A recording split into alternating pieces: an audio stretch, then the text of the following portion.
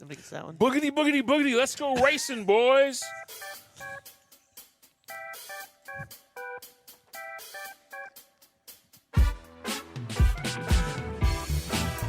Hey, everybody, welcome to the Outer Belt. I'm Patrick, and you know my friends. Chili. Buttermilk. Eric. Zucchini bread. I'm so glad you're back. And Jerry. Oh, man, it's the whole crew. We're all here again. Finally, we got her back from the great state of Montana. Woman power. Oh, Whoop, whoop, he got it whoop. right. I pay attention, and I have it written down on a cliff note, but still. As you should. As you should. As a good Boy Scout, be prepared. You always be prepared. Yes, you exactly. wear your badges, Yes, all that stuff. I all thought that. about being prepared. The one I went to Montana badge. I went to Montana, and I all I got survived. was a stinking badge. No, I also got some huckleberry pancake mix. Oh, okay. All right. Oh, All right. I didn't get the pancake mix, but I got caramels and some. Did you get the huckleberry syrup? No. Oh, it tastes just like blueberry from IHOP. So, I thought it tasted like strawberries myself does it? on a summer evening. Huh. I don't know how to go from there. So, speaking of being prepared, Yes. I Yes. was just I just did the round trip to Bolt Custom Trucks in Fort Wayne, Indiana, Yes, you did.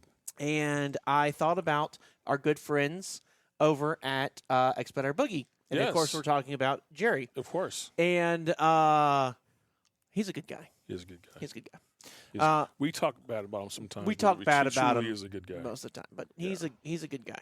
Yeah. He means well. Anyways, so I went over to Bolt Custom Trucks. I was thinking about him because I left at 4 p.m. in the afternoon, actually closer to 5. Yeah. And I was just going to go there and come right back, get back home around midnight, and I was like, that's cool. I can do this. Yeah. So I grabbed my usual bag with my permit book in there and water and 5-hour energy and all that stuff, and head out of town at about halfway to Fort Wayne, Indiana. I was like, boy, I hope this truck starts. Because I didn't bring any clothes. I didn't bring a spare anything. I'm like, if I have to get a hotel while I'm here, I am making a trip to Walmart. So, luckily, everything worked fine. It all panned out good. Didn't even have to use the jump box and was able to get back safe and sound. Good. But, Were you back Glad. before midnight? So, yes. So my Boy Scout badge would have been ripped off of yeah. my shirt. Had For I, preparation. Yeah. I did see the jump box was still at 80% this morning, so I got it on the charger. So we're ready for the next time. Very cool. Yeah. Yeah. Good deal. Do you have to put it on the floorboards this time of year, or is it holding charges? The It's jump like in box, the wintertime, you have to get it holds its charge, no toasty. problem, but it That's- wants to be warm in order for it to provide max power. Yes. So I also learned that if it has the cold error on it, it'll still work. It just won't provide max power when it's cold. Yeah. I see. So you Oh. can start a go-kart. Right. Exactly. You couldn't start Exactly. the Jeep, but you could start a Start a go-kart. go-kart, yeah. Or maybe like a Volkswagen Bug. If you put the jump box original. on there, yeah, the original, yeah. and then you pushed it and popped the clutch. Well, you need the extra weight for leverage. Going Exactly, you downhill, really do, it's yeah. something about Get a little physics more speed. and. Yeah. I have a fun fact. Go ahead. Doesn't matter how long the jump box is on there. If the truck is not in neutral, it still won't start. Oh, Oh, what this a is fun true. fact. Yeah. This is true. I got another one I for had you. no Did idea. you just learn of this? Sort of. Oh.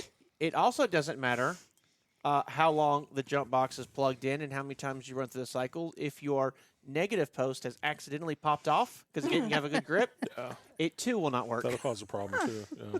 So just some good troubleshooting, ideas. Huh. Yeah. Neutral. Imagine that. Yes. I know, right? I tell you what, if I drove a truck anymore, like that's the wrong way of phrasing it. On a regular basis. If I drove a truck on a regular basis, I would buy one of those things and have it with me all the time. Oh yeah. You know, yeah. APUs fail, chargers fail. Yeah. Like to be able to just grab, battery's dead. Let me just grab this thing and vroom, we're off to the races. That's a nice little. That's such a handy little tool. I think would about have one when Vince and I first started. back what the in proto- 1847. Yes.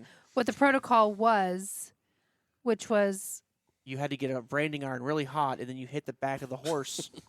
well, or sometimes you had to call like a tow company out to jump you. I mean, We still do. We still do. Yeah. We still do. all the not in the Oh, yard. you mean we first started in the yard? Oh yeah. When we first started in the yard, That's right. You the had trucks Rusties. that were we did have Rusties. The trucks that we had in the yard, that was your way to get them to fire off if they were. You had to call. You had to wait hours. Well, You'd finally arrive, and then it would jump. Yep. And Vince did a little research. We could jump a truck in the yard with jumper cables And another truck. and another truck. When we had to call Rusty's was when the truck was out of fuel in the yard.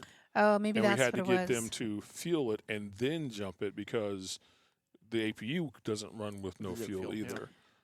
So that's when we used to call Rusty's. We haven't called Rusty's out in quite some time. I'm 'cause sure. We're more on top of making sure our trucks are Have fueled. correctly. Yeah. And I think it's a great investment, though, too. Oh, sure. Even if that's and what then- you were and doing also, was calling I didn't somebody. do the research. Patrick had already purchased that before he left, and it arrived when we were there. It's a nice. So it was a nice Very addition. nice Has been. addition. I- It's paid for itself over and over. Oh, yeah. yeah. I found it, and they've gotten cheaper. They're actually, you'd think something like that would get more expensive. They've actually gotten a lot cheaper. I was at our good friends down at ELW, and I was going to get a truck jumped off, battery's dead. Again, pretty common. Mhm. And he came over in his Dodge like he normally does, and he's got a big engine, so he could usually just jump a truck off with his Right. truck's battery. And so I was like, kind of business as usual, and he walks out with this little tiny lunchbox looking thing, and I'm like, what is that? And I'm like, he's like, we're gonna jump your truck off, and I'm like, with that? Yeah. Not a chance. Seriously? Yeah. And it does. It looks he like a hooked little it up. lunchbox. It fires off like it's perfectly fine. Yeah. Like it doesn't even. It's like a normal like you're jumping off a car. It's just, it's like Right. It Yeah, just, like the batteries in the truck are charged, fully charged. Yes. And are charging it up. it's crazy how good Um, that works. It's all lithium, I think. When we used to go over to TK and a truck would sit there long enough, it would have the same problem. The Yeah. battery died or something. They used to wheel out the big Oh my gosh. stand-up charger Yes. that's 4 feet tall and have to run extension cords to the shop and had to sit there for a couple hours to charge the batteries. Remember that? And now they have one. It's actually a lot smaller that works pretty well as well. Yeah. And then the guys over at Carrier did the same thing. Well, They finally invested in one, and they work great. I remember that one that old Fighter used to have, and they'd walk out to your car, and it was on a dolly, Mhm. two big giant wheels, and they plug it up, and they hit it and it'd be as it's trying to like, Right, yeah. and then that one it would and it would get started that way, and sometimes it wouldn't, and if it didn't have enough charge, it was like, oh my gosh, got to bring it all the way back, Yep. and it was always a hassle. Yep. And they eventually moved to the smaller portable ones. But my favorite was Cap City Trailers. Theirs, they took a golf cart. They were like, screw this hauling this crap around. A golf cart on the back of the golf cart where the back seat would be, they put in like a bank of like 4 or 6 batteries Yeah. and then had the little control module. And then that's what they used to jump vehicles Yeah. off because they did it so Wow. often. They just Yep. drove up to you. But I think now they've moved to The jump portable. box. Everybody's moved to everybody's those using things. and they're all using this, except for TK. Yeah. They're all using that same one we have. There was a truck that was broke down or something. I don't remember the situation around it entirely. But Jimmy had to go out. It was near where they lived, and Jimmy had to go. I think we had already moved the team to another truck or something. I can't remember all the details, but Jimmy had to go get pick the truck up, and he drove out there, wasn't sure if the battery was dead or not, Uh-huh. and so he went into his local O'Reilly's. They didn't have a large enough box for that size engine. Right. So he got one that was for like a 7-liter, and his idea was, we'll charge it, we'll try it. If it doesn't work, we'll return it. Sure. But it fired the engine off. Yeah. And he said it was dead when he got to it, hooked up to it, and it fired it right Wow. off. So I don't think it could do repeated ones like ours can do. It can do multiples. We can jump a lot of trucks off with Yeah. ours on a single charge. I don't think that one can, but it had enough power to get it done once, and that's kind of all you need. Then charge it back up. Mhm. Yeah. So Nice. that world has come so far. But again, the one I've got, like I keep a personal one in my vehicle. It's a small one. Yeah. It's a couple $100. Yeah. Like they're not The expensive good at ones all. are not expensive at all. No. So Seems like and a I think that's small why investment for if you had to wait for somebody to come, yes. Oh, because yeah. you're Well, on vacation and then you got to wait for somebody to come jump you off or Yeah. Things whatever happen. else. Ours is paid for itself over and over again, Oh yeah. not just in having to pay Rusty's to come out, but in our time, Yes. to get the jumper cables out, get another truck in position where you can reach it and that kind of stuff. It's paid for itself just in our time. Absolutely. So No, I think it's great. I definitely would have jumper cables. We always did have jumper cables on the truck, but I would also yeah, have that. we did also. It's Well- nothing like asking somebody, "Hey, can you give me a jump?" "Oh, do you have cables too?" You know, Yes. it's a lot easier when you hold the cables up and Absolutely. say, "Can I get a jump?" And Well, they're more especially- apt to help you that And way. especially with a big commercial truck having the heavy duty cables. I mean, my jumper cables were $100 at Walmart. Yeah. They were the heaviest ones they Yeah. made, and they're plenty good. But you get, normal person in their normal car has the $15, $20 jumper cables. They can't handle that much current, and you talk about like risk of fires and Yep. stuff like that. So, couple little things to make life on the road easier. Sure. Batteries die, happens all the time. All the time. Just being prepared for it definitely takes that situation from bad to horrible. Because imagine, you got to wait on a jump, so we have to turn this load down, or Yeah. we have to pull off a load because we're waiting on a jump. Again, something like that could pay for itself in Sure. one jump. Sure. But I did get some really great news this weekend that I wanted to talk to y'all about, or this week. So as y'all know, one of my roles here at Hyfield is to plan out truck purchases and work with the dealerships and figure out when we're going to buy equipment and we're not going to buy equipment. And I've been hyper, uber, crazy stressed because 2026 is supposed to be the year of truck purchases. Everybody and their brother's doing it. It's an absolute nightmare because in 2027, the EPA changes that are coming out are extremely strict. And as of right now, Paccar has an engine that is clean enough to meet those standards. And it's 2025. Let's keep things in mind. This is a year and a half away. Paccar has an engine that's clean enough to meet those guidelines. And nobody else. Really? So Kenworth and Peterbilt, they have an engine, and no one else does. So Cummins has an engine that they say is almost done. It should make the guidelines, and they've invested some ungodly amount of money into getting this engine to meet all the clean air requirements and everything. And they're talking $30,000-$40,000 premiums on top of whatever we're paying for trucks now. Oof. For this Wow. new engine. I don't believe Detroit has a solution yet. I think they're still working on it, and I don't think Navistar, which is international, I don't think they have one for it yet. And I haven't seen anything come out from Volvo about it either. Now, maybe they do, and they're just waiting to release it, Right. but I haven't seen it out yet. So it's been a bit of a panic because everybody's going like, well, these engines, they're going to jack the price up way high. It's a brand new technology. None of us know if it's going to work out. We, like Eric and I in Hyfield, have been victims of a new EPA control system coming out that was a nightmare and almost bankrupted our company. Call it the Ardhead. Yes, the Ardhead fiasco with Caterpillar. So what everybody's doing is in 2026, they're planning on, buying tons of trucks, thousands and thousands and thousands of trucks. Truck manufacturers have been kind of waiting on this to happen, talking with their suppliers, making sure they're going to have enough equipment to build all these things, talking about when they want to add on the additional staff to be able to do the multiple shifts. It's been a big deal that's been coming now for a while, and everybody's kind of been getting ready for it. And it's truly terrifying of like, when they release those spots, if you don't immediately get on it, you're not going to get a truck. And then your next option is going to be one of these 2027 models, which is going to be unproven technology. It's going to cost way more money, et cetera, et cetera. Wow. So it's been a big, big, big stress point. Everybody's been freaking out about it. And as of a week or so ago, the EPA with the Trump administration has officially rolled back that requirement. How'd they put it? They've overturned rules. They called it the greatest and most consequential day of deregulation in U.S. history. I think that's a bit much. I think that's just the administration doing what they always do. But it is, it's, I think, a huge win, you could say, for the trucking community, because it's clear that we need to keep pushing these greenhouse gases down. And I think, unless you're a rolling coal kind of person, like, there is some climate change that we can affect on it, but the technology's not there, and the scramble has not been good. Those EPA measurements, they basically said, like, we're not going to do it right now. Let's put it back in the EPA's hand, come out with some new time frame, to implement these things, give these manufacturers a little more time to make it happen.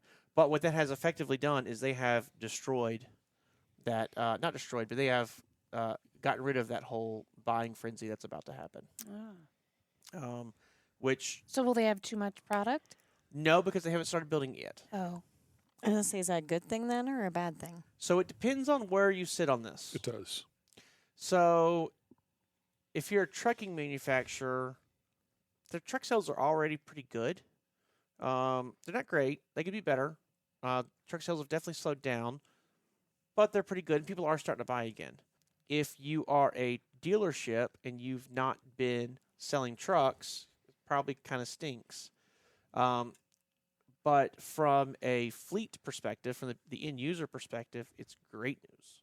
You know, coming out of this kind of bad economy situation, or this recession, freight recession we've been in, a lot of trucking companies are kind of weighing the whole, we need to buy these trucks when we can, but we also don't have the money to do it.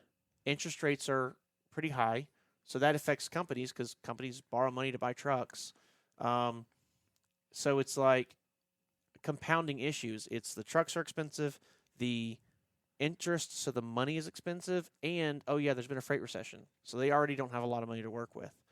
So there's been a lot of fleets that have been kind of like, what do we do in this type of situation?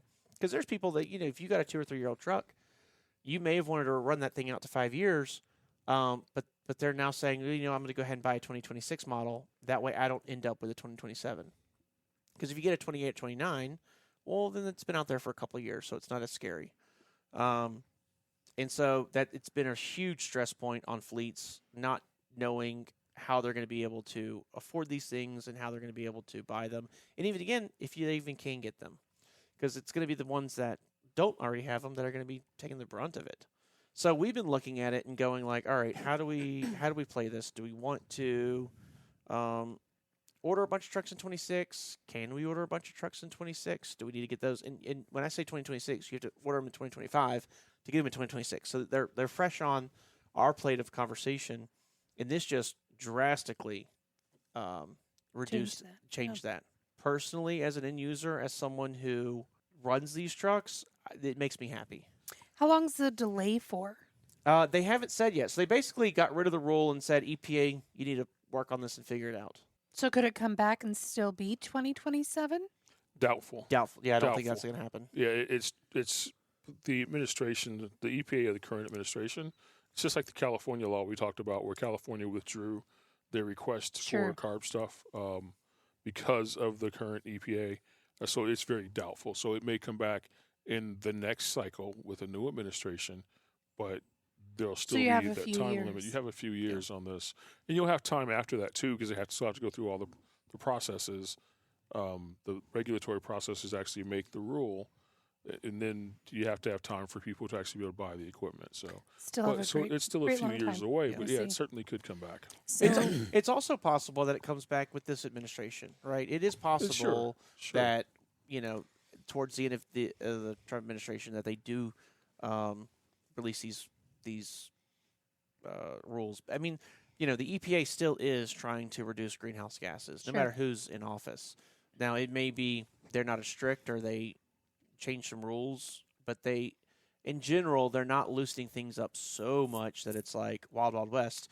I mean, Trump was in 2016. 16 to 2020, yeah. Yeah, and in those years, he didn't remove any of the trucking greenhouse gas regulations. And as a matter of fact, so there's 2012 or 2010 was the first one. I think there was a 2017 or 2018 greenhouse gas increase, or not increase, but stricter rule that played on through. So I mean, he's never restricted them before. This is the first time they are restricting it, and it is literally because the industry is going, we're not ready yet. Sure. This is about to cause a disaster. So Especially like you said, there doesn't sound like very many manufacturers are ready for it. You said Paccar, and that was it? Paccar and Cummins is about to be there. About. Yes. So like even when you look at on the so we run heavy duty trucks, right? So we run Class 8 heavy duty trucks. We have Class 8 engines. These are 1,000,000-mile trucks. Like when you hear people talk about a 1,000,000-mile truck, these are the ones. Our engines, transmissions, everything's designed to last that long.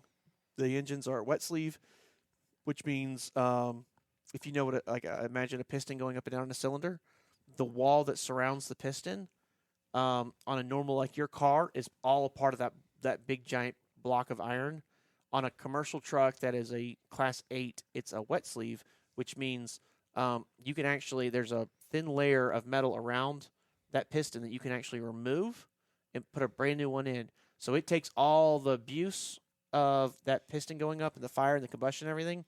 And then when it's petered out, when it's no longer good and it doesn't have a good seal, they can literally just remove that and put a brand new one in there. Wow. And the block and everything stays the same. So these are really well-built, long-lasting machines. A Class 7 truck, or Class 6, medium duty is what they call that, those do not have wet sleeves. So they are like your car. When the engine's junked, you can rebuild some elements of it, but the majority of them, you're just taking the engine out, putting a new one in.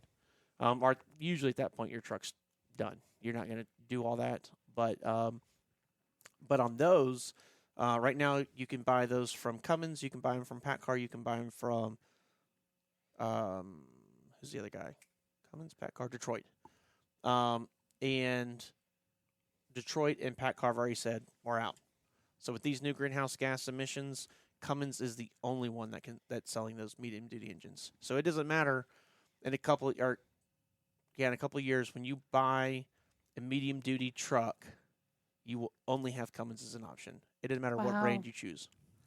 So, but it's because the cost of developing these new emission systems are so incredibly high. I mean, you think of like these companies are billion-dollar companies, but they don't have $1 billion in free cash sitting there to pour into R&D. Yeah. So a lot of them are taking what Caterpillar did in 2009 or 10 when they said, we're out. We're not doing this anymore. It's cheaper just to focus on something else than it is to design these engines for this emissions system. So, Heather has a question. Yes, ma'am. Just want to make sure I'm understanding. So the reason of the frenzy is because if you buy the trucks before 2027, you're kind of grandfathered into not having to meet the EPA standards. Okay. Yes. So that's why. Yeah, emission standards are for that calendar year. So they start anything that year or newer made. Correct. Okay. Yes, and there are things like tax or EPA credits they can do. So for a long time, Detroit Diesel was actually selling clean air credits to International because their max force engine was not clean enough. It didn't meet the standards. It was close, but not quite. And so for every pound of greenhouse gas that they determined that this thing wasn't as good as, they had to buy credits from other companies that exceeded the greenhouse gas rules. So Detroit was running cleaner than what was required, so that they had leftover tax or EPA credits. They were actually able to buy them from Detroit and do that. And that they were probably buying some from Detroit, some from Volvo, some from Cummins, like just to meet demand. And that's one of the big reasons why Volkswagen Group had to step in and buy them, because they blew all their money on tax credits, and they never could get that engine the way they wanted it. It's also what gave them such a bad name. I mean, those max force engines were just garbage, absolute garbage. And it was all because of the emission stuff they put on it. So, again, I don't think this is going to, like, kind of what you're saying, I don't think it's going to kill the emissions mandate. It's just delaying it. Sure. I do think it's going to come right back in a few years. But just giving them a little longer. Absolutely. Well, and then maybe somebody doesn't monopolize, give those other companies time to catch up and get their engine where it needs to be. And so it's a little more equal opportunity for selling, buying, purchasing power, that kind of thing. Absolutely. I get it. Well, and you look at like the EPA 2010, then there was the 2014, 15, 16, whatever it was. Everybody was able to do a few minor changes to meet those new standards, and so there wasn't a lot of pushback. This new line of standards is just going so far that it's like, oh, we have to rethink everything. Sure.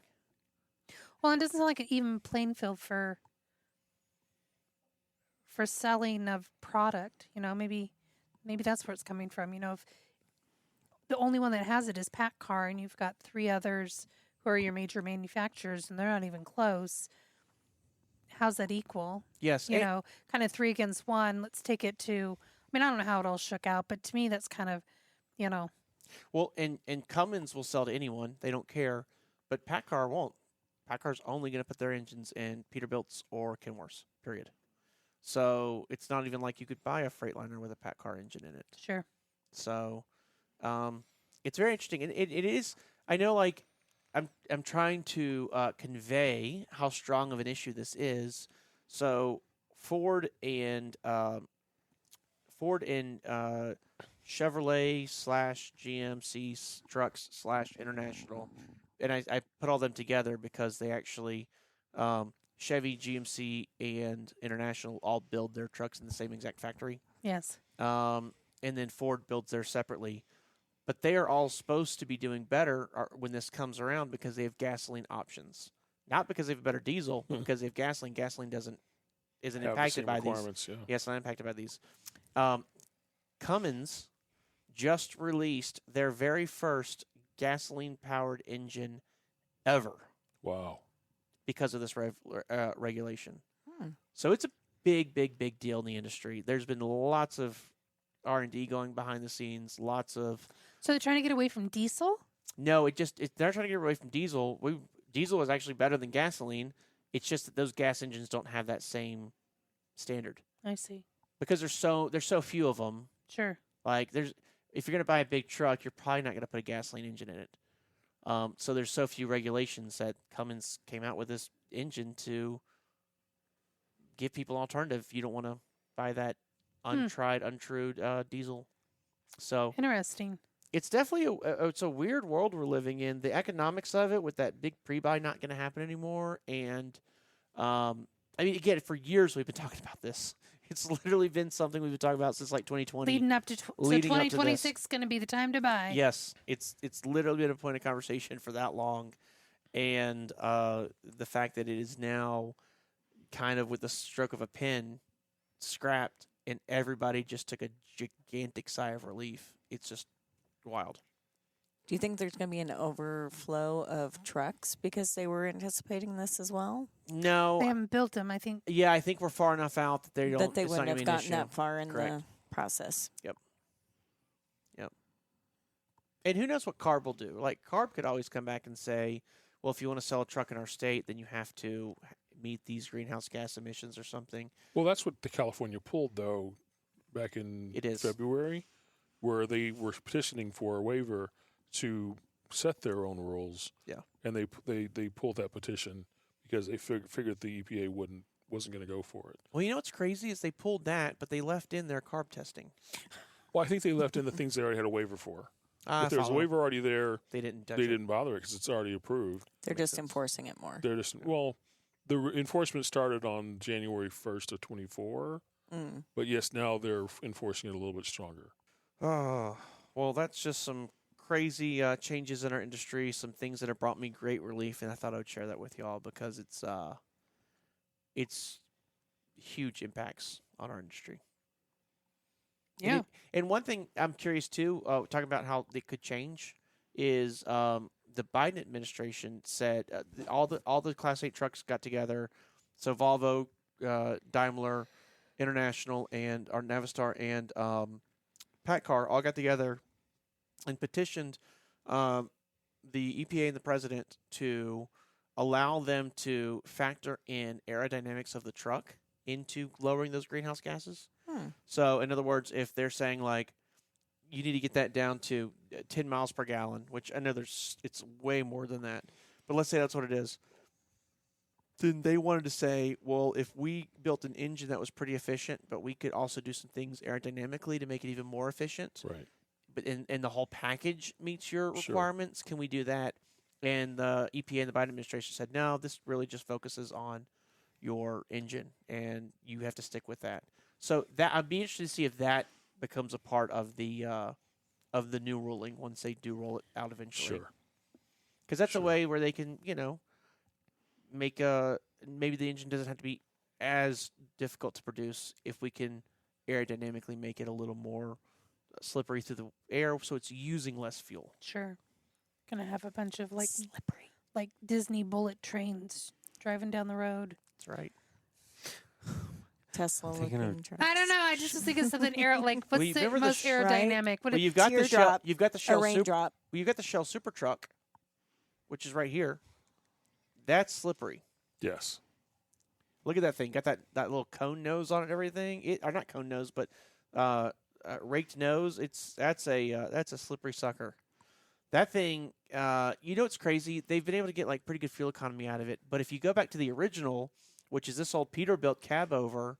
I was gonna say a cab over probably gets no aerodynamics. So they don't. But if you look at this Peterbilt cab over right here, so you see the similarity, right? Yeah. Like it looks like the the Shell Starship, I think is what they call it. They do. Yeah. Is way more aerodynamic than the 372. So you see that, like the 372 is a cab over. It's very basic, and all they did was put a like the ever so slightest curve on the front of it and the windshield, and then they added all the fairings and stuff, which were not common. So this truck came out in 1988. First, the cab over. The cab over did, yes. The Peterbilt 372. It's funny because a lot of people say it's the Darth Vader looking one. Yeah. But it kind of reminds me of the old Honda Pilots that they called the white ones were Stormtroopers. No, that's a Honda Ridgeline. Ridgeline. Yes, I had one of those. So this one being the Darth Vader. But even like look at the mirrors, they're pretty standard mirrors from back in the day. They're not super aerodynamic. This truck. Well, let me go back. So the super new modern Starship got 10.8 miles per gallon. That's what they were able to do. Which, if you think about 80,000 pounds at 10.8 miles per gallon, that's pretty impressive. That's super impressive. Yeah, it really is. Now they weren't going very fast, and aerodynamics played a lot into it, and they had all these experimental gear ratios and yada yada yada. That was 2018. In 1988, 30 years prior, the Peterbilt 372 got consistently over 11 miles per gallon. Wow. Consistently. Isn't that insane? Wow. Like, very much. Could it haul the same weight? Yes, they were both doing 80,000 pounds. It's just unbelievable. But now, as far as which is cleaner, even though the Peterbilt got better fuel economy, it was definitely doing a lot more to pollute the world. They had no. There was what was it? Sure. What's an emission in 1988? The only emissions they were worried about back then were cars and getting lead out. But no, these things. I wonder if a part of that is how they closed the gap between the trailer and the cab. I wondered about that. On the Peterbilt. Definitely be better airstream versus that space there. I'm sure that's absolutely, it's part of it. Sure. And the idea is you get that gap as small as possible, right? Yeah. But then you limit your turning radius and that type of thing. It is. What I love about the Peterbilt 372 is this ad right here, because they didn't do aerodynamics back then, but they straight up call it out. Comparing the rounded kind of.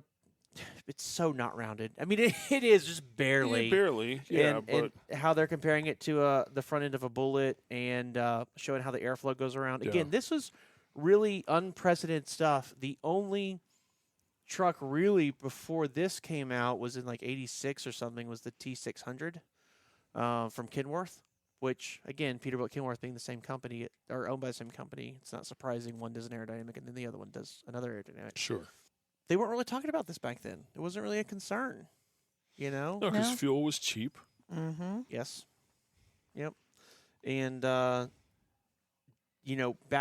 if you go back even further in the 70s when fuel was not cheap, trucking was regulated. Yeah. So it wasn't really a fair market for trucking or for freight. So if fuel was expensive, people just had to pay it.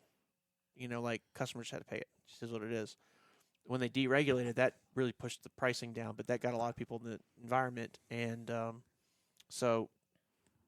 it's just, I don't know. I love this stuff where it's like all these old trucks and then seeing what they could do back in the 80s, which 88, I guess, feels like, doesn't it feel like yesterday? Sometimes.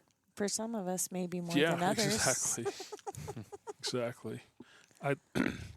I'd like to not revisit 88. Oh? That's when I graduated high school. Oh. Yeah. Oh. This truck was just coming out. It was. I was too young to drive it still. Yes. I was 13. I love. Fresh teenager I was.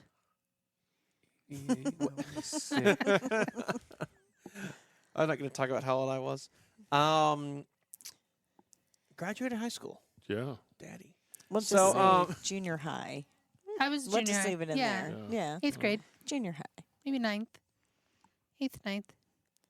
It snowed in Baton Rouge in '89. Back in '88, we were doing the WAP. The WAP. Yeah, none of you will get that, but there's someone out there that'll understand Like that. I made a little bit of money. I paid my No, bills. it was WAP. a dance. WAP. It's It a was a dance. dance. Yeah. Huh? Yeah. There's a few people out there that'll get that, but not many. Back in the 80s. Well, if you know that, please Yeah, let us know. let us know and comment. Or at And least then put a I little think Vince it's- giggle. won't feel so old. I think you just Or put it No, on. I still or feel old. hashtag We'll just do it all Vince or together. something. Yeah. Hashtag chili WAP. That's right. Did you want to demonstrate it for us No. so people know? No, Oh, I will not. okay. I won't even provide Jerry with the video of it. Just But Melissa did, and here it is. it's it.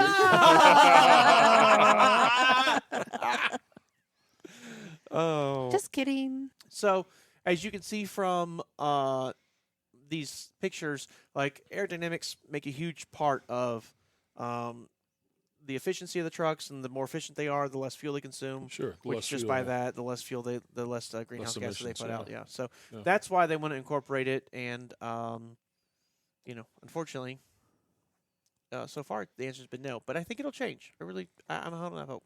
I have a question for Jerry. Out of the bullet train or bullet looking truck and the 88 truck, which one would The newer one. you'd see yourself driving a newer one? Absolutely. He likes That's your style?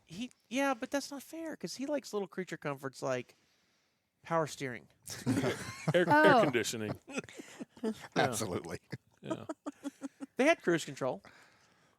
I heard about it. They take this little stick and they would shove it between the dash and the. Exactly. I don't even want to know what they did back then. Yeah. Huh. Think about A it too. lot of excited driving. I'll just put it that way. Yeah, I know. My dad was a truck driver. Yeah, but think He had about a cab over. a lot of those were limited to 55 miles an hour. Can you imagine seeing the country at 55? Yeah, because they weren't aerodynamic. They couldn't go any faster. Weren't there rules? It's like driving a wall of bricks.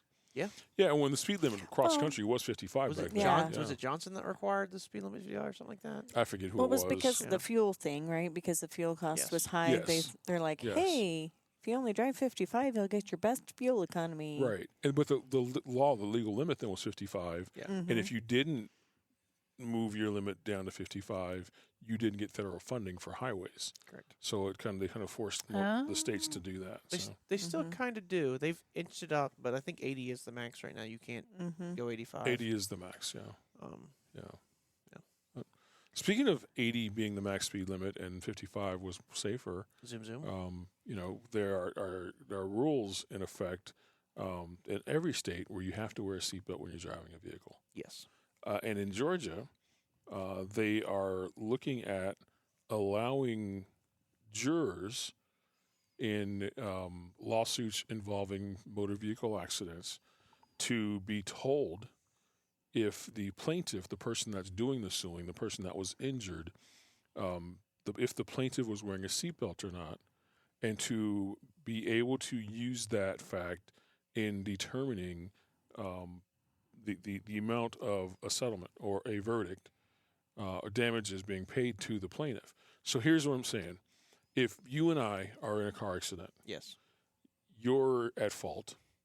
I'm injured because you're the one that was at fault in the accident. Okay. This is all speculation. I don't like where this is going. Patrick is a very, very, very, very safe driver most of the time. I will say I've only totaled one vehicle, and it was in Georgia, but go on. There you go. It's in Georgia. So I get injured in said accident. I'm sorry. Okay, and I accept your apology. When we go to court, Can I get you to sign that? no, no. Can I get you to sign the apology that you just made? No, to I me? cannot. I have it on recorded. I'm always recording. Jerry's it's okay. recording. Yeah, He- Jerry's recording when ABR. he's in court. Exactly. So I was on the phone with Jerry when I got that totaled that car. that's true. Yep. Anyways, So we I sue you for damages. I'm hurt. I got a broken tooth or something. I'm hurt. So I sue you for damages. We go to court, And during the process of going back and forth, my attorney can tell the jury, I'm sorry, your attorney can tell the jury, well, he wasn't wearing a seatbelt. Had he been wearing a seatbelt, maybe he wouldn't have broke his tooth on the dashboard because he wouldn't have went so far forward. Vice versa, my attorney can tell the jury if the facts have to prove this, right? Well, that's assumed. I mean, like, we should already be able to tell that, right? That I was wearing a seatbelt or not? Yeah. Maybe.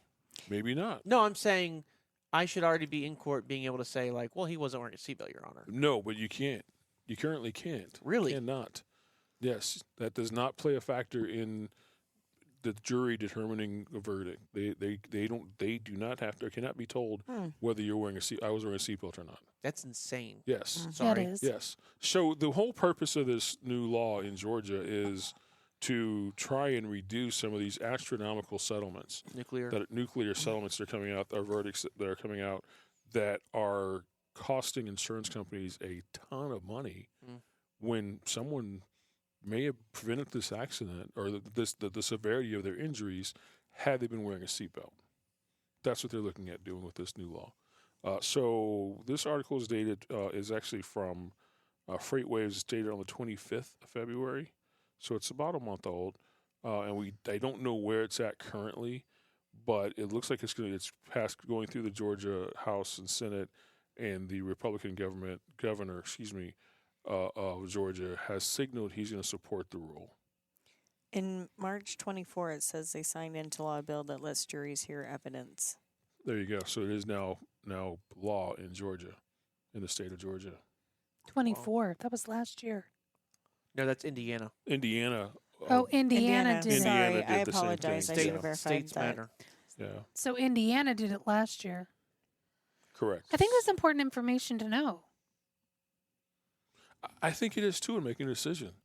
I agree. Now, I'd also like to know, though, medically speaking, I'd like to hear from a medical expert witness. Would it have mattered if you had your seatbelt on versus not having your seatbelt on for the chipped tooth? And to me, as a juror, Well, I would hope to take in some of that as well. Well, he chipped it on the curb when he flew out of the car. Would I have flown out of the car? Sure. I get what you're had saying. I had my seatbelt Yeah. on? I get what you're Yeah. saying. Right. They have a lot of, I guess, they've done so much research with seatbelts. I would think they would be able to say, This wasn't caused based by on, or was caused by. if the person had been wearing their seatbelt, this is more likely what their injuries would be Well, if you Yeah. to this level. and if you've been in a bad car wreck, which unfortunately I have in Georgia, the seatbelt left a mark. Sure. Like it was a clear brace against me from where that happened, and Eric had the matching mark on the other side. I Like, wonder if. Oh, sorry. No, go ahead. Continue, please. No, I insist. Well, I was going to change the subject a little bit from where you were, Yes. so I'd allow you to continue. Oh, so So I wonder if you take into account also. I'm sure they could figure out if they had accident, to. Yeah, whether, absolutely. You know how egregious were the defendants' actions that caused this accident. Well, I would Right. assume this has to be the seatbelt would have to play a role in the what happened. Like if an 18-wheeler rolls over a truck and kills the entire Sure. family and everybody's still inside the and truck, no one's wearing a seatbelt. it's not going to make a difference. It won't make a difference. Yeah, No, it because really a Camaro, you can just drive right over it. won't. Yeah, right over it. So, but if occupants are thrown out of the vehicle, Sure. of course, I mean, if they're thrown out of the vehicle, but the vehicle's also crushed and burns into flames, like It may not That's matter. that It may 1 not or matter. 2% chance Yeah. that yeah, not Yeah. wearing a seatbelt might have helped you. exactly. Well, but very in rare. general, when you look at crashes, seatbelts save like it's an astronomical number. Oh, It's like sure. Oh, yeah. Sure. The 88% percentage or is way something. higher Yeah. than not wearing Yeah. a seatbelt. I think that knowledge, though, should play a role in the deciding factor of whatever they're going for, whatever class action or I agree. whatever. I think it just Well, again, if it matters, why has it been withheld all along? I guess Right. why are I'm we being surprised. nefarious? Why does it matter that? sure, but we can tell people your blood alcohol level, or we can do things like that. So Sure. why has this been withheld? That is an odd thing. But I will say, at the end of the day, you think about it, it's like the insurance companies are the ones that are benefiting from this. They are. So there's actually a quote from a senator that is against this law, saying that nothing in the bill requires a single penny of premium reduction. What this bill does is hand more power to the insurance industry. So one of the reasons for doing this is to prevent these nuclear verdicts and reduce insurance premiums. yes. Well, I haven't seen anything in the article, at least, that says that there's proof in Indiana that insurance premiums have gone down. Right? Sure, but So, and we all know that price on nothing never goes down; it just goes up. well, that's not true. There are situations where insurance premiums go down, and you do look across the country, and in different states where they are, like Las Vegas is one of the highest insurances rates for a car you can have, because the amount of accidents they have, they're insane. Even moving from like Louisiana to Ohio, our car insurance dropped because Louisiana has so many more thefts than Ohio has. Like State Farm straight up said, "Here's what's up." Sure. So However, they certainly do take that into account. I understand that they'll take things like demographics and location into account, but in Georgia, with this law now, are people going to see their insurance rates just reduced because this law is hopefully helping prevent some of these nuclear verdicts? I don't know, but I also know like it's not just Georgia premium holders. It's also commercial trucks that go through there. Sure, I get that. And Well, and commercial trucks have insurance. yes, but it even comes down to drivers and stuff. So like if you as a driver get in a wreck and you cause over whatever X number of X dollars, number of right. dollars in damage, most carriers will disqualify you and you're out. Sure. And then it's really hard to get a job again. But a lawsuit gets factored into that. So if you're in a lawsuit and they award that person $150,000, that may push you over that threshold. Right. Whereas if they look at it and go, no, that person should have had their seatbelt on, we're not going to give you that much money. It could save that person's job. And as someone who owns a trucking company and manages it, I know whatever we can do to get our insurance rates lower, we try to do, right? So we started putting safety systems on the trucks. We've batted around the idea of cameras. Cameras seem like a great idea until you get the nuts and bolts of it, and then they come with a side of liability. There's the what happens if your driver did cause the wreck, which, fine, that it's a good thing. But what happens if your driver, if something gets caught on there that's not trucking related, Sure. but it invades the privacy of your driver, right? So there's a lot of stuff that goes along with that. There's even more detailed stuff that I don't want to get into. So cameras become a challenge. But it's all to drive those insurance rates down. Insurance is a huge expense in trucking. And so I can certainly understand, from a trucking perspective, insurance companies wanting it going down. And I believe, they were talking about in Indiana that critics were saying that the legislation distracts from the bigger question of who actually caused an accident. So whether or not you had the seatbelt on doesn't matter. If you Right. kind of like people that get ticketed for or get blamed for being drunk driving when they didn't really cause the accident. So they say that is a distraction from it. But Chris Spear, who is the president and CEO of the American Trucking Associations, said that the law provides jurors a more incomplete information to render a verdict. So, it seems like from a trucking perspective, most everybody's in favor for it. It's only your local politicians that don't like it because their constituents don't like it. Sure. Which is their role, right? Right. That's their role. That's their job. Yeah. Is to be the voice of their constituents. Right. So, Yeah. I think it's good. I think it's good too. For me, it's a blind spot. I didn't know this wasn't allowed in the first place. Yeah. I didn't I either. had no idea until I saw the headline. I would have thought for sure Yeah. that would be like an immediate, of Sure. course. Sure. But Everything I can see, it says it's cleared, that it's gone through. Good. In Georgia. I'm assuming way back when this is like somebody objected and then there was maybe a law that said the seatbelt thing couldn't be brought in. I mean, that part of legality, though? Like, you can talk about it? I mean, I just feel like there was a law that maybe went against it to begin with, and now we're trying to do something Yeah, I would think there has to be something. You know what or I'm there, saying? maybe not even a law, but a precedent. that you couldn't talk about it. Yeah. I would That's think maybe a interesting. precedent or something that said, a judge that said, we don't want to hear that, or someone that did something, hey, this cloud's cause, so we don't want a cloud cause. Mm. But I agree, if you give them a complete picture of it, then you can factor in both cause and, hey, this person was doing this illegal thing that also contributed, right? Because there are contributing factors. And so, we see that with a lot of accidents. It's not always 100% one person's fault. Sometimes there's a little blame to go around to everybody. Or not necessarily everybody, but a few people. So if I can touch on that a little bit, I went back and looked at the article about the Indiana law back in 2024. The CEO of the American Trucking Association back then, Chris Spears, so same person still, after the bill was passed in February allowing it, he said that the existing law forbid seatbelt use as evidence for jurors. So in Indiana, at least, there was a law forbidding them from knowing. Yeah. It took 4 years and 4 attempts. So every year for 4 years, they tried to pass this law in Indiana, allowing the seatbelt evidence to be put to be presented to jurors, and it finally passed on the 4th year. That's interesting. Wow. That is. Well, I think there's one thing. I mean, like, even back in Louisiana, we saw a lot of reform coming with these crazy verdicts in these outrageous sums of money. Sure.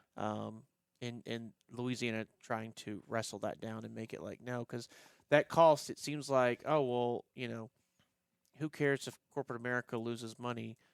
But that just gets charged back to us. It does. We pay it. We pay it. We So, sure do. We sure do. It may not be vocally said, but it comes in the form of a rate increase the next year. Yeah, anything to help keep those costs down. And also the good thing about it is it's still, for the people that are genuinely wronged, it still allows for them to be Right.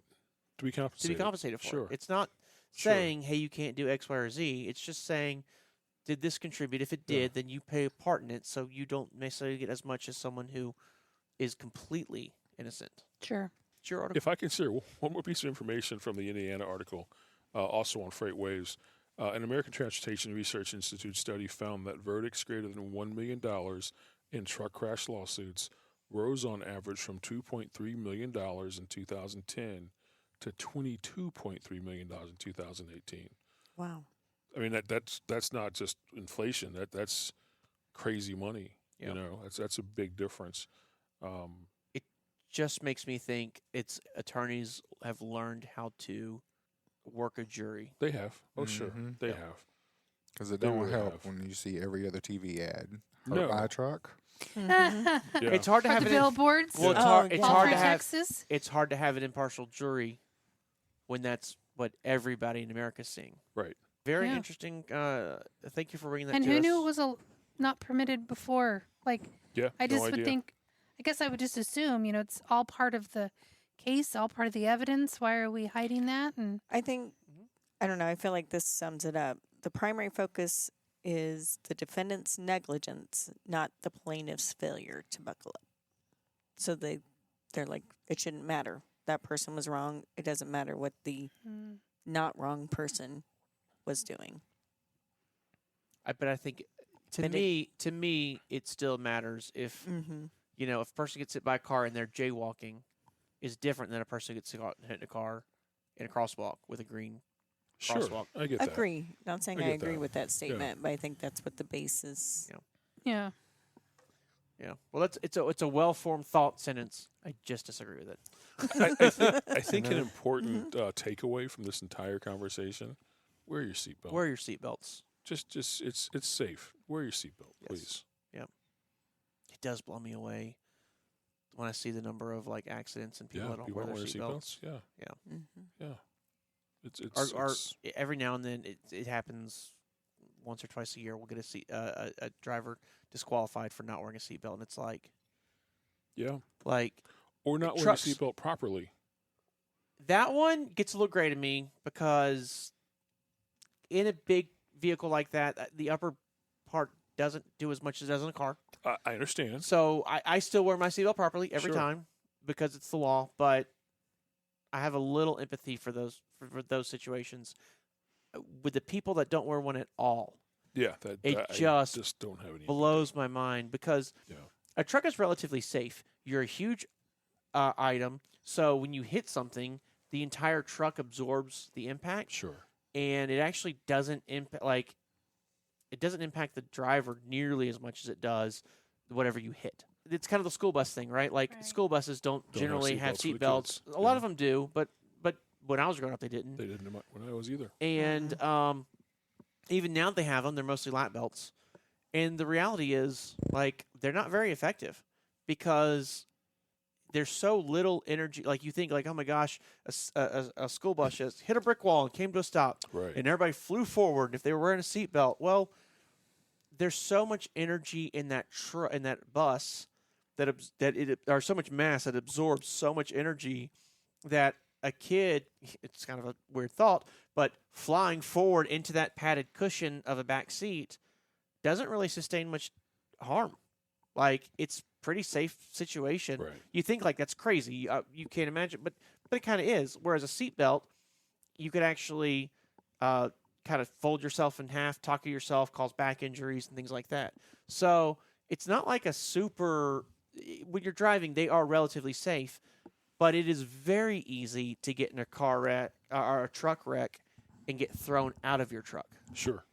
That is still something that's pretty, especially on the Cascadias and the Volvos, the Internationals with the big, huge windshields. Those are easy to fly out of, and drivers still drive with no seatbelt. I think if I you just don't get it. Roll it over, or a wind gusts and blows you over, any of that. Absolutely. Where are you going to go if you're not attached to your seat? Like, Yeah. And you're you're in gonna a get- huge cab, so there's and- lots of room for Lots you to of move space bounce around. Yeah. seatbelt. Wear your seatbelt. Wear your seatbelt. Yeah. And if you see your driving partner not wearing a seatbelt, tell them, put your seatbelt on. I would like to keep my partner so we can keep our job. Yep. And if you don't like that thing rubbing against your shoulder, because I know a lot They've of people got those don't, padded things. they've got these big fluffy padded things you can I buy use and those. put them Walmart. on. Yeah, and they take all that pain away. They're actually kind of nice. So definitely, like, there's options out there. If you don't like it, there's ways to get around it and tolerate it. It's not worth losing your job over. It's not worth losing your life over. No. All right, what do you? So we have an option. I'm going to poll the audience, and we're going to do it live. That way, you all see it. We've gone long. A little bit. Shocking. Shocking. We have to discuss an element of Hyfield trucks per the request, and Jerry and I identified it already, and we missed it last week, and we could talk about it now, but it's going to be another discussion, or we can table it for next week. Your choice. It's riveting. Crickets. It's I hear riveting. crickets It's in my, riveting. in my head. Chirp, chirp. I think that if I talk about it now, I won't be able to do it justice. So let's table it. So we'll table it. Is it a specific viewer? No, it's just continuing the Hyfield story. Oh, I think you should table it and start next week with it. All right. We'll or do next that. episode. So next episode, we will start up in front, and we are going to talk about, are you ready? Drum roll. I don't have a drum roll. I can't. There you go. I don't know if that's actually picking up. Anyways, we're going to talk about lift gates. Ooh. Lift gates. Yes. Wow. You know. And boy, do I have some thoughts. I like to put the Traeger on it. But until next time, hit that like button if you like us, our thumbs up button if you like us. If you don't like us, hit that down thumbs arrow twice. Really let people know you don't like us. Drop us a comment below. We see some of y'all are commenting. We appreciate that. Anything you can do to help support our channel definitely helps us out. If you want to reach out to us, you can Email us. You can email us at theouterbeltpodcast@gmail.com or visit us at hyfieldtrucking.com if you're interested in learning more about Hyfield or joining the Hyfield fleet. You can call 833 Hyfield, which is 833-493-4353. Option 1, and you can speak to either Delina or myself. We'd give you lots of information over the phone. Monday through Friday, 8 a.m. to 6 p.m. Eastern Time. You can also do live chat on our website. I'd be happy to respond to you there. You could do Facebook Messenger. I do a lot of those as well. So reach out, ask your questions, comments. What? That's all I got. Anybody else? Anything? No? Going once, twice? Well, thank y'all so much for hanging out with us. We look forward to seeing you next time. In the meantime, wear your seatbelt, stay safe, make good decisions. Wear your seatbelt and don't leave money on the table. Wear your seatbelt and don't text and drive, and keep those wheels turning. Good night. Good night. Bye.